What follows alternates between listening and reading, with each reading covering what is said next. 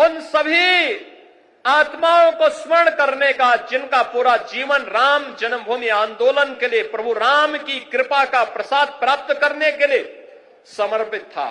मैं इस अवसर पर उन सभी पूज्य संतों को नमन करता हूं, उन सभी हुतात्माओं के लिए जिन्होंने 3.5 लाख की संख्या में अपना शहादत दे करके एक ही तमन्ना के साथ इस धराधाम से विदा हो गए कि चाहे जैसे भी हो, हमारे बलिदान की कीमत पर ही सही, लेकिन अयोध्या में राम मंदिर का निर्माण होना चाहिए। उनका संकल्प पूरा हुआ। अयोध्या में राम मंदिर का भव्य निर्माण का कार्य पूरा हो चुका है। रामलला फिर से अयोध्या धाम में फिर से विराजमान हो चुके हैं।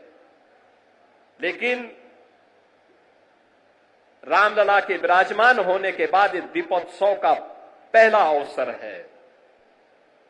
इससे पहले हम लोग बोलते थे और जो कहा सो करके दिखाया भी था।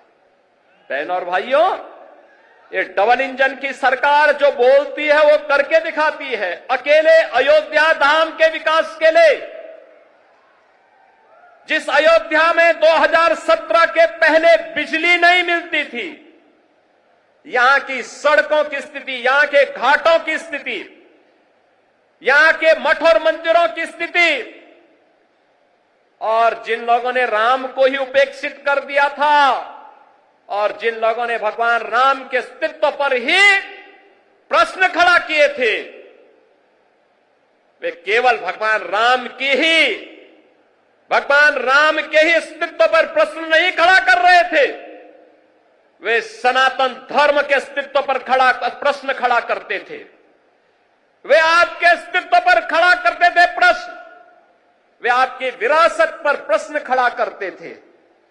लेकिन कितना सदा सहता है हमारी, सदा सहता ही समझो, लेकिन आपकी सदा सहता विरोधी को कायरता नजर नहीं आनी चाहिए। और इसीलिए मैं कहने के लिए आया हूं आपसे आज, आपने 2017 के बाद जो भी कहा वह अयोध्या के अंदर हो करके रहा है। हम लोगों ने कहा था कि आपने कहा था 17 में कहा था, इसी मंच पर उस समय कहा था, पूज्य संतों की उपस्थिति में कहा था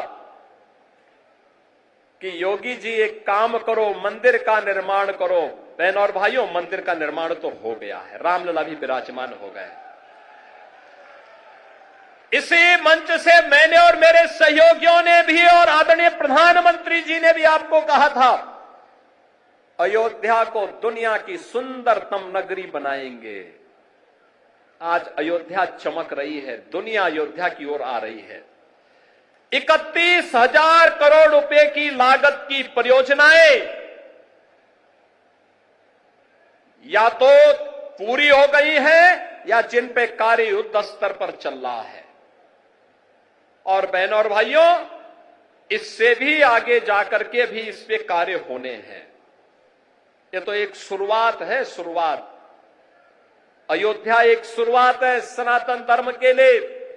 विरासत और विकास के प्रधानमंत्री मोदी जी के विजन को जमीनी धरातल पर उतारने के लिए, उस अभियान को वैश्विक मंच तक ले जाने के लिए आज काशी हमारी चमक रही है। भव्य और दिव्य काशी के दर्शन दुनिया कर रही है। आज हमारा अयोध्या धाम जो भी आता है, मैंने 22 जनवरी को दृश्य देखा है, 23 जनवरी को मैंने वह दृश्य देखा है, जब देश भर से आए हुए श्रद्धालु अयोध्या में भगवान राम के मंदिर का दर्शन करते थे। उनके आंखों में खुशी के आंसू थे। कोई पिलर को पकड़ करके आंसू बहाता था और कोई जमीन पे लेट करके भगवान को भी दंडवत करता था, उनके सामने शीश नवाता था, लेकिन अपने अश्रु बहा करके खुशियों को भी उजागर करता था। बहनों और भाइयों, वह सभी दृश्य मैंने अपनी आंखों के सामने अयोध्या के अंदर देखे हैं और मैंने उन लोगों के भी काले कारनामे देखे हैं जिन्होंने राम भक्तों के लहू से अयोध्या को और सरयू मैया को लहूलुहान किया था। वह दृश्य भी हम लोगों ने अयोध्या के अंदर देखा है और इसीलिए मैं आपको एहसास कराने के लिए आया हूं आज।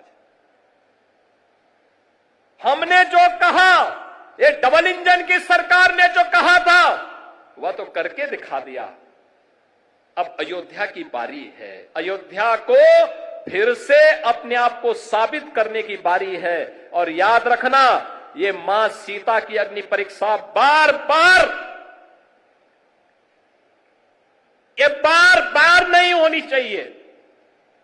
हमें इस अभिशाप से निकलना ही होगा। अयोध्या को भव्य और दिव्य रूप देना ही होगा।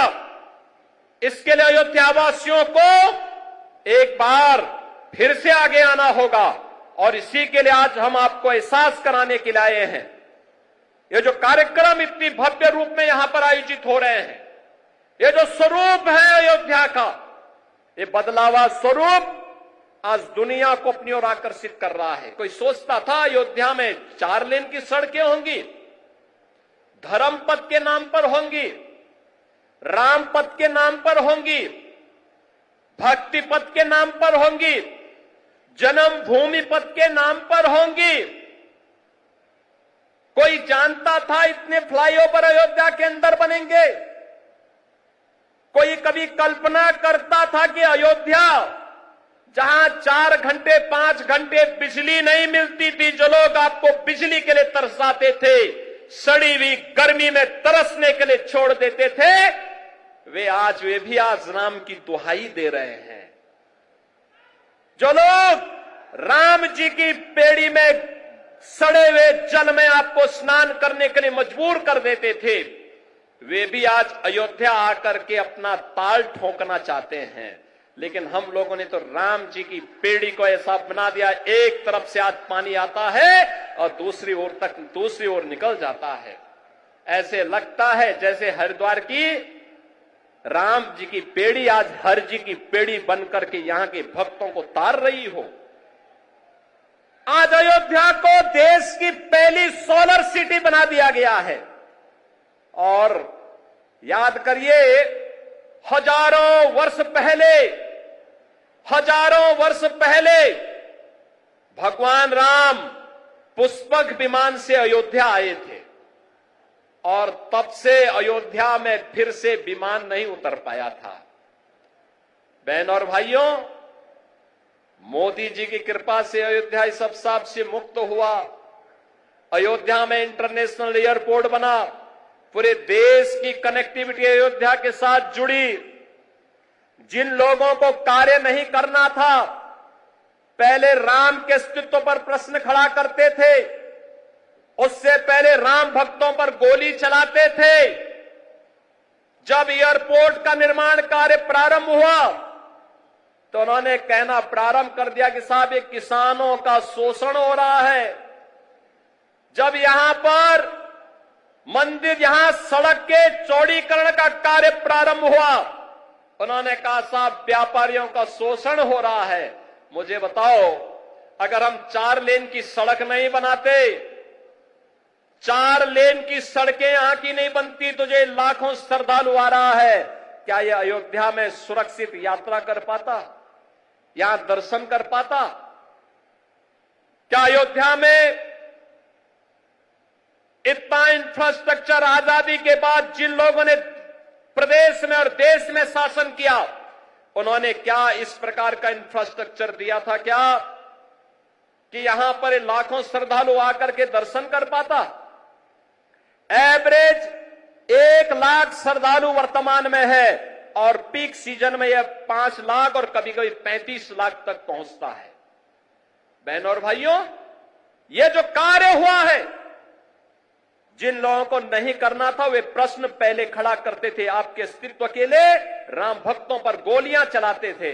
और आज जब विकास हो रहा है तो विकास में किसी प्रकार से बैरियर बनना है, लेकिन अयोध्या को छेड़े बगैर हम लोग इन बैरियर्स को भी हटा रहे हैं।